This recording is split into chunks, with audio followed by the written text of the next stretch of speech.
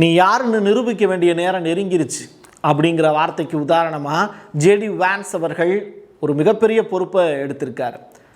அதுவும் பாகிஸ்தானில் இப்போ போய் காலடி எடுத்து வச்சுருக்காங்க. ஈரானிய அதிகாரிகளும் பாகிஸ்தானுக்குள்ளே நுழைஞ்சிருக்காங்க. இனிமே தான் என்ன நடக்க போகுது அப்படிங்கிறத உலகமே வேடிக்கை பார்க்க போகுது. தைவானுக்கு சுதந்திரமே கிடையாது அப்படிங்கிற ஸ்டேட்மெண்ட்டை சீனா சொல்லியிருக்கிறதுக்கு பின்னணியில் என்ன காரணம் இருக்கும்? ஒரு முக்கியமான அதிகாரி தைவானில் இருந்து சீனாவுக்கு போயிருக்காங்க. இப்படியா போன இடத்துல அசிங்கப்பட்டு திரும்பி வர்றது? டீட்டெயில்டாக பேசுவோமா? வாங்க பார்க்கலாம் உறவுகளே. இது பிரசாத் சிக்னேச்சர். உங்களுடைய தொழில் சம்பந்தமான விளம்பரங்களை நமது சேனலில் ஒளிபரப்ப உங்களுக்கான அருமையான வாய்ப்பு. நமக்குன்னு ஒரு வீடு, அது எல்லாரோட வாழ்நாள் கனவு. ஒரு முறை தான் முடிவெடுக்க போறீங்க, அதை சரியாயிடுங்க. கிரியேட்டர் கன்ஸ்ட்ரக்ஷன்ஸ் உங்களோட கனவு இல்லத்தை சூப்பர்வா டிசைன் பண்ணி அழகா கட்டித்தராங்க. இன்டீரியர் டிசைன்லையும் இவங்க தான் டாப். North west interiors. தொடர்புக்கு 72907991. பக்ரைன் நாட்டினுடைய வெளியுறவுத்துறை அமைச்சர் மிக முக்கியமான ஸ்டேட்மெண்ட் ஒன்று பதிவு செஞ்சிருக்காரு. ஹார்மோஸ் நீரிணையை மூடுவதற்கு ஈரானுக்கு எந்தவித உரிமையும் கிடையாது அப்படிங்கிறது தான் அந்த சொல்லாடல். இப்போது எல்லா நாடுகளும் இதை பற்றி பேச ஆரம்பிச்சிருக்காங்க. போர் நடந்துக்கிட்டு இருக்கும்போது ஸ்டேட் ஆஃப் ஹார்மஸை மூடி $2 மில்லியன் ஈரான் வாங்கிட்டு இருந்தப்போ சத்தமே இல்லாமல் வாயை பொத்திக்கிட்டு உள்ளே விட்டா போதும் அப்படின்னு எல்லா நாடுகளும் காசு கொடுத்து போனாங்க. ஞாபகம் இருக்கா? இப்போ என்ன பண்ணுறாங்க பாருங்களேன், ஈரானுக்கு அந்த உரிமையே கிடையாது அப்படின்னு பேசு பொருளாக்குறாங்க.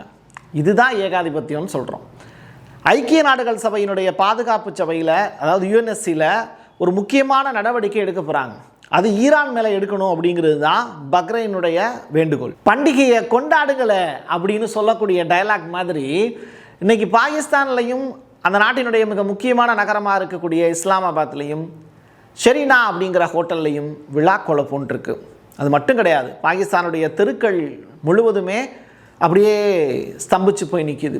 ஸ்கூல்ஸு, காலேஜஸ்ஸு, அலுவலகங்கள் எல்லாமே லீவ் விட்டுருக்காங்க. எதனால் அப்படின்னு சொல்லி செக் பண்ணி பார்க்கும்போது பெரிய அளவிலான பந்தா இருக்குமோ அப்படின்லாம் நிறையா பேர் யோசிச்சிருப்பாங்க. அதான் கிடையாது. இந்த 2 நாட்கள் நடக்கக்கூடிய மீட்டிங், பாகிஸ்தான் மத்தியஸ்தம் பண்ணுறாங்கல்ல ஈரானுக்கும் அமெரிக்காவுக்கும் இடையில். ஸோ அந்த மத்தியஸ்தம் பண்ணுறதுக்கான 2 முக்கியமான 3 நபர்கள் இல்லை 4 நபர்கள் வராங்க. அமெரிக்காவிலேருந்து 3 பேர் ப்ளஸ் ஈரான்லேருந்து ஒரு 2 பேர், ஆக மொத்தம் 5 பேர் வராங்க. இவங்களுடைய வருகைக்காக தான் இவ்வளவு பெரிய விழா கோலம் பூண்டிருக்கு பாகிஸ்தான். ஸோ கமினி அவர்களுடைய மரணத்தை தொடர்ந்து ஈரான் எடுத்த அந்த போர் முறை அப்படிங்கிறது உலகமே எதிர்பாராதது. ஒட்டுமொத்த உலகத்தினுடைய பார்வையும் தன் பக்கம் திரும்பிச்சு. இப்படிப்பட்ட சுச்சுவேஷனில் இப்போ எல்லா நாடுகளும் பாகிஸ்தானை உன்னிப்பாக கவனிக்கிறாங்க. எப்படியாவது மத்தியஸ்தம் பண்ணி இந்த ஈரானுக்கும் அமெரிக்காவுக்கும் இடையில் நடக்கக்கூடிய பிரச்சனையை முடிச்சு வச்சுருவாங்க அப்படிங்கிற அந்த பெரிய ஹோப் இப்போ பாகிஸ்தான் மேலே திரும்பியிருக்கு. அதனால தான் அந்த லீவுக்கான செலிப்ரேஷனை கொண்டாடிட்டு இருக்காங்க. ஹார்மோஸ் நீரிணையை கடக்க எல்லா கப்பல்களுக்கும் அனுமதி இருக்கா அப்படின்னு கேட்டால் அமெரிக்காவுக்கும் இஸ்ரேலுக்குமான அனுமதி அப்படிங்கிறது அப்பையிலேருந்து இப்போ வரைக்குமே மறுக்கப்பட்டுக்கிட்டு தான் இருக்குது. இதில் ஒரு அமெரிக்க கப்பல் கடைசி நேரத்தில் என்ன ஆயிடுச்சு அப்படின்னா, தன்னுடைய பாதையை மாற்றிக்கிட்டு ஸ்ட்ரெய்ட் ஆஃப் ஹார்மஸ் பக்கமே போகலையாம், திருப்பி போயிட்டாங்களாம் பின்னாடியே. ஏயா வந்த வழியில் திரும்பி போகிற அப்படின்னா அட்சாயினா என்ன பண்ணுறது அப்படிங்கிற பயந்தானா. எது எப்படியோ அமெரிக்கா இன்னமும் ஈரானை பார்த்து பயந்துக்கிட்டு இருக்கு அப்படிங்கிறதுக்கு ஒரு பானை சோற்றுக்கு ஒரு சோறு பதம். அன்மேன் ட்ரோன்ஸ், ஆளில்லாத விமானம் பாரசீக வளைகுடா மற்றும் ஸ்ட்ரெய்ட் ஆஃப் ஹார்மஸ் பகுதியில் சுமார் 3 மணி நேரம் சுற்றி பார்த்துருக்கு. எதுக்கே சுற்றி பார்க்குற அப்படின்னு கேட்டால் சும்மா தான் அப்படின்ட்டு போயிட்டாங்க. ஆனால் இதை இயக்குனது யாருன்னு கேட்டிங்கன்னா, அமெரிக்காவினுடைய $200 மில்லியன் செலவில் உருவான MQ-4C ட்ரிட்டன் அப்படிங்கிற அந்த ஆள் இல்லாத விமானம் தான் ஸ்ட்ரெய்ட் ஆஃப் ஹார்மஸில் சுற்றிக்கிட்டே இருந்தது. திடுதுப்புன்னு காணாமல் போயிடுச்சு அப்படிங்கிறாங்க. அது ஈரானுடைய தாக்குதலுக்கு உள்ளாகி இருக்கலாமா அப்படிங்கிறது தொடர்பான விவரங்கள் கிடைக்கப்பெறலை. எது எப்படியோ வாங்கின அடியையும் அமெரிக்கா சொல்ல மாட்டாங்க, கொடுத்துருக்கக்கூடிய அடியையும் இப்போ ஈரான் சொல்ல மாட்டாங்க. பேச்சுவார்த்தை நடந்துக்கிட்டு இருக்கு. அதனால் காணாமல் போன ஆளில்லா விமானம் காணாமல் போனதாகவே இருக்கட்டும். போர்னா செலவாகும், உண்மைதான். ஆனால் எவ்வளவு செலவாக இருக்குங்கிறது தெரிஞ்சுக்கணும்ல. வரவு செலவு கணக்கு முக்கியம் இல்லையா? அந்த வகையில் ஈரான் போருக்காக அமெரிக்கா செலவு செய்திருக்கக்கூடிய தொகை எவ்வளவு? $10,300 ஒரு வினாடிக்கு செலவு பண்ணுறாங்க. எப்படி நம்ம ஸ்டைலில் சொல்லப்போனால் 10 லட்சம் ரூபாய் ஒரு செகண்டுக்கு செலவு பண்ணியிருக்காங்க. 10 லட்சமா? எங்கள் ஊர் பக்கம் ஒரு குடிசை போட்டு வீடே கட்டிடுவோம் இடம் வாங்கி அப்படிங்கிற அளவுக்கு தான் போயிட்டுருக்கு. இந்த ஸ்டாக்ஹோம் சர்வதேச அமைதி ஆராய்ச்சி நிறுவனம் SIPRI அப்படிம்பாங்க சுருக்கமாக, அந்த ஆராய்ச்சி தரவுகளின் அடிப்படையில் போர்க்கருவிகள் வாங்கினது, ஏவுகணைகளுக்கான செலவுகள் செய்தது, இப்படி பெரும்பங்கு இதுக்காகவே செலவு பண்ணியிருக்காங்க. சுமார் $320 மில்லியன், அதாவது 3040 கோடி ரூபாய் மொத்த செலவில் 36% செலவு பண்ணியிருக்காங்க அமெரிக்காவோட ஜிடிபி அடிப்படையில். இப்படி செலவு பண்ணி இந்த போரை நடத்தணுமா? அதனால தான் அமெரிக்கா சொல்கிறாங்க இதற்கான ஒட்டுமொத்த செலவையும் வளைகுடா நாடுகளே பொறுப்பேற்கணும் அப்படின்னு. தைவானுக்கும் சீனாவுக்கும் இடையில நடக்கக்கூடிய ப்ராப்ளம் என்ன அப்படின்னு உங்களுக்கு தெரியும். சுதந்திரமடைந்த நாடாக தைவானை ஒருபோதும் அங்கீகரித்தது கிடையாது சீனா. இருந்தாலும் தைவான் மீது அவ்வப்போது போர் தொடுக்கிறேன் அப்படிங்கிற பேரில் கடல் வழியாக போட்டுகளை இறக்கி மிரட்டி பார்க்கும் சீனா. அந்த வகையில் அமெரிக்காவும் ஜப்பானும் தைவானுக்கு பாதுகாப்பு கொடுத்தாலுமே கூட சீனா தன்னுடைய ஆளுமையை தொடர்ச்சியாக தைவான் மீது செலுத்தி கொண்டே இருக்கிறது. அந்த வகையில் தைவானுடைய முக்கிய எதிர்க்கட்சி தலைவரான செங் லீ உன் இருக்காங்க இல்லையா, இவங்க பெய்ஜிங்க்கு வந்திருக்காங்க. ஜி ஜின்பிங்கை சந்திச்சும் பேச்சுவார்த்தை நடத்தியிருக்காங்க. ஆனால் இந்த சந்திப்பின் போது ஜி ஜின்பிங் சொல்லியிருக்கக்கூடிய ஒரு வார்த்தை அப்படிங்கிறது, தைவானுடைய சுதந்திரம் அப்படிங்கிறது ஒருபோதும் சகித்து கொள்ள முடியாதது மேடம் அப்படிங்கிற ஸ்டேட்மெண்ட்டை சொல்லியிருக்காங்க. சுதந்திரம் அப்படிங்கிறதே உங்களுக்கு கிடையவே கிடையாது, நீங்கள் எங்களில் ஒரு பகுதி அப்படிங்கிறத தான் நாங்கள் அங்கீகரிக்கிறோம் அப்படிங்கிற வார்த்தையை பயன்படுத்தியிருக்காரு. இந்த அவமானத்தை வாங்கிறதுக்கு, இந்த அவமானத்தை தன்னுடைய நாட்டுக்கு வாங்கி கொடுக்கறதுக்கா தைவான்லேருந்து கிளம்பி சீனாவுக்கு போனாங்க இவங்க? ஒரு விஷயம் நீங்கள் யோசிச்சு பார்த்தீங்களா? இந்த ஸ்டேட் ஆஃப் ஹார்மஸுக்கு ஈரான் கட்டணம் வசூலிக்கிறது சரியா தப்பா? சர்வதேச விதிமுறைகள் என்ன சொல்லுது? கடல் எல்லைகள் வகுக்கப்பட்டிருக்கு. அந்த கடல் எல்லைகளை தாண்டி இப்போது நம்ம இந்தியா இருக்குது, இலங்கை இருக்குது, நம்ம கச்சத்தீவை தாரை வார்த்து கொடுத்தோம் அப்படின்னு நம்முடைய அரசியல் கட்சி தலைவர்கள் தொடர்ச்சியாக சொல்லிக்கிட்டே இருக்காங்க. மீட்டுருவோம் அப்படின்னு சில அரசியல் கட்சிகள் சொல்லி அரசியல் நடத்திக்கிட்டு இருக்காங்க. இதே மாதிரி ஸ்ரீலங்காவிலையும் என்ன பண்ணுறாங்க அப்படின்னா, கச்சத்தீவு எங்களுடையது தான், அதை நாங்கள் தான் நிர்வகித்து கொண்டு இருக்கிறோம் அப்படிங்கிறத அவங்க சொல்கிறாங்க.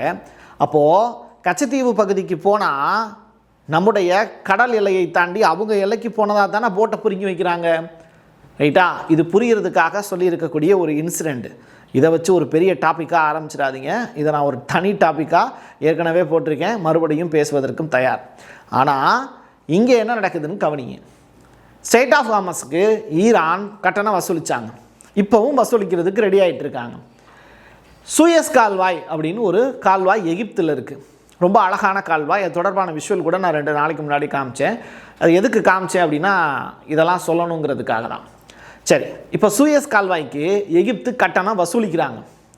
இதற்கான அங்கீகாரத்தை எகிப்து யார்கிட்ட வாங்கினாங்க? அவங்க சர்வதேச கடல்சார் சட்டங்கள் நிர்வகிக்கக்கூடிய ஒரு குரூப் இருக்குது. அது ஐக்கிய நாடுகள் சபையினுடைய கடல்சார் சட்டங்களுக்கான உடன்படிக்கையில் கையெழுத்து போடணும். அதுக்கு பேர் UNCLOS அப்படிங்கிறது தான். அப்போது ஒரு ஆறு போகுது, கடல் போகுது அப்படின்னா அந்த கடலுக்கு பக்கத்தில் இருக்கக்கூடிய நாடு அதை நிர்வகிப்பதற்கான உரிமை அவங்களுக்கு இருக்குது. அதே நேரத்தில் அதை கடந்து போகிறதுக்கான அனுமதி இல்லை. ஒரு விசைப்படகு மூலியமாக அதை மீட்கிறது, அவங்களுக்கு தேவையான உதவிகள் செய்கிறது, இழுவை மிஷின்கள் வழங்குறது, இப்படிப்பட்ட வேலைகள் மட்டுமே இல்லை, இன்னும் ஏகப்பட்ட விஷயங்கள் அதுக்குள்ளே அந்த டீலிங்குள்ளே இருக்குது. ஸ்டேட் ஆஃப் ஹார்மஸை கடந்து போகிறதுக்கு மட்டுமே அவங்க காசு வசூலிக்க முடியாது ஈரான். பதிலாக கப்பலை வழி நடத்துறதுக்கான வேலையை செய்யணும். பனாமா கால்வாய் இருக்குல்ல, அவங்க என்ன பண்ணுறாங்க, அதை க்ளோஸ் பண்ணுறதுக்கான வாய்ப்பை கொடுக்குறாங்க. திடுதிப்புன்னு அந்த இடத்துல ஆழமான கடல் ஏரியாவில் தோன்றாங்க, சரியா? தோண்டி அதை செப்பனிடுறாங்க. அந்த இடத்துல அவங்க ஒரு ஒர்க் பார்த்துருக்காங்க இல்லையா? அந்த மாதிரியான ஒர்க் ஏதாவது நடந்திருக்கணும். அதை ஐக்கிய நாடுகள் சபையில் போய் கொடுத்துருக்கணும். இந்த மாதிரியான விஷயத்துக்கு இந்த வேலையெல்லாம் நாங்கள் செஞ்சுருக்கோம், இது ஒரு டோல்கேட்டு அப்படின்னு சொல்லி அந்த டோல்கேட்டுக்கு கட்டணம் வசூலிக்கிறாங்க. அப்போ என்னென்னு, ரோடு போட்டவன் தான் இங்கே டோல்கேட்டுக்கான காசு வாங்க முடியும். ரோடே போட மாட்டேன் ஆனால் போகிறதுக்கு மட்டும் காசு வசூலிப்பேன் அப்படின்னா அதைத்தான் இவங்க என்ன சொல்கிறாங்க, கூடாது அப்படின்னு சொல்கிறாங்க. சரி, நான் சொன்னேன் இல்லையா, கப்பல்களை வழிநடத்துறது, இழுத்து செல்லுதல், துறைமுக சேவைகள் வழங்குறது, இப்படிப்பட்ட சேவைகளுக்காக இது ஒரு சர்வீஸ் அடிப்படையில் அவங்க காசாக வாங்கிக்கலாம் அப்படின்னு சொல்கிறாங்க. எந்த ஒரு குறிப்பிட்ட நாட்டிலிருந்தும் வரக்கூடிய கப்பல்கள் மீது இந்த கட்டணங்கள் அதிகமாக வசூலிக்கக்கூடாது.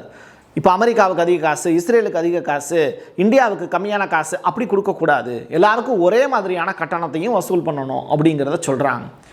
இதுதான் சூயஸ் கால்வாயில் நடந்துக்கிட்டு இருக்குங்கிறத ஐக்கிய நாடுகள் சபை இப்போது என்ன பண்ணுறாங்க, விதிமுறைகளை சுட்டி காட்டுறாங்க. பட் இந்த விதிமுறைகள் எதுவுமே ஈரானுக்கு பொருந்தாதுங்கிறது தான் ஈரானுடைய IRGC வெளியிட்டு இருக்கக்கூடிய அறிவிப்பு. இந்த நியூஸில் 2 செய்திகள் நமக்குள்ளே இருக்குது. ஒன்று, உக்ரைன் சம்மந்தப்பட்டது, இன்னொன்று அமெரிக்கா சம்மந்தப்பட்டது. உக்ரைனுடைய அதிபர் ஜெலன்ஸ்கி என்ன சொல்கிறாருன்னா, ஈரான் போர்லாம் முடிஞ்சதற்கு பிறகு ரஷ்யா மீது மறுபடியும் எண்ணெய்க்கான ஒரு பொருளாதார தடை விதிக்கணும், அதுதான் சரியாக வரும், அப்போ தான் ரஷ்யாவை முடக்க முடியும் அப்படின்னு சொல்கிறார். இதுக்கு பேரலாக ஜேடி வான்ஸுக்கு ஒரு பெரிய வாய்ப்பு ஒன்று கொடுக்கப்படுது. இஸ்லாமாபாத்தில் ஈரானுடனான பேச்சுவார்த்தை இருக்குல்ல, அதுக்கு அவர் தான் தலைமை தாங்கி முடிவெடுக்கக்கூடியவர் அப்படிங்கிற அனௌன்ஸ்மெண்ட் வெளியாயிருக்கு. விட்காஃபோ, ட்ரம்பினுடைய மருமகன் குஷ்னர் அவர்களோ, இவங்க 2 பேருமே அதுக்கு பொறுப்பு கிடையாது. அவர் கீழே அசிஸ்டண்டாக தான் போகிறாங்க. ஜேடி வான்ஸ் தான் அதில் முடிவுகள் எடுப்பதற்கு உரியவர் அப்படிங்கிறத அமெரிக்காவினுடைய வெள்ளை மாளிகை இப்போது அனௌன்ஸ்மெண்ட்டாக கொடுத்துருக்காங்க. இது ஜேடி வான்ஸுக்கு கிடைத்த மிகப்பெரிய அளவிலான வாய்ப்பு, பெருமையாகவும் பார்க்கப்படுது. ரஷ்யாவினுடைய LNG எரிவாயு இறக்குமதியை ஐரோப்பிய ஒன்றியம் அதிகரிச்சிருக்குங்கிற செய்தியை ஃபினான்ஷியல் டைம்ஸ் இப்போ ரிப்போர்ட்டாக ஃபைல் பண்ணியிருக்காங்க. கடந்த ஆண்டு இதே காலகட்டத்தோடு ஒப்பிடும்போது இந்த ஆண்டினுடைய முதல் காலாண்டிலேயே ரஷ்யாவினுடைய யாமல் LNG அப்படிங்கிற அதில் இருந்து நமக்கு இறக்குமதி செய்யப்பட்டது 17% அதிகரிச்சிருக்குங்கிறாங்க. ட்ரம்பினுடைய தடைகள்லாம் ஒரு பக்கம் இருக்க, ஈரான் வேறு மாதிரியான விஷயங்களை செஞ்சு இப்போ ரஷ்யா கிட்டையும் நம்மளுடைய டைப்பை ரொம்ப பெரிய அளவில் அதிகப்படுத்தியிருக்காங்க. அமெரிக்காவுக்கு பாய் பாய், ஈரானுக்கு ஹாய் ஹாய் அப்படின்னு தான் இந்தியா சொல்லியிருக்கு. ஒன் டாப்ல அப்படின்னு சொல்கிற மாதிரி, நான் ஜனநாயகன் படத்தை பற்றி பேசலைங்க. போர் நிறுத்த பேச்சுவார்த்தைக்காக ஈரானுடைய தூதுக்குழு இப்போ இஸ்லாமாபாத்தில் தரையிறங்கியிருக்கு அப்படிங்கிற ஒரு நற்செய்தியை சொல்லி நிறைவு செய்கிறேன். என் கையெழுத்து என் மக்களுக்கானது. உறவுகளை மீண்டும் ஒரு பதிவில் சந்திக்கலாம். நன்றி, வணக்கம். உங்களுடைய தொழில் சம்பந்தமான விளம்பரங்களை நமது சேனலில் ஒளிபரப்ப உங்களுக்கான அருமையான வாய்ப்பு. Prasad signature media broadcasting private limited. நீங்க நியூஸ் ரீடரா மாறணுமா, கண்டென்ட் கிரியேட்டரா உருவாகணுமா, சேட்டலைட் சேனல்ல ரிப்போர்ட்டரா வேலை பார்க்கணுமா, டாக்குமெண்ட்ரி மேக்கிங்ல இருந்து ஜேர்னலிசம் பற்றிய முழுமையான பயிற்சி பெற உங்களுக்கான அருமையான வாய்ப்பு. எங்களை தேடி வாங்க. ஆன்லைன் மற்றும் நேரடி பயிற்சி வகுப்புகளும் சர்டிபிகேட் கோர்ஸாவே கத்துத்தரும். மீடியா துறையில் 10 ஆண்டுகளுக்கு மேல அனுபவம் உள்ளவர்கள் பயிற்சி கொடுப்பார்கள். வாய்ஸ் ஓவர் தொடங்கி வாய்ஸ்லெஸ் பீப்புளுக்காக உங்களை சிறந்த ஜேர்னலிஸ்டா உருவாக்க வேண்டியது எங்களோட பொறுப்பு.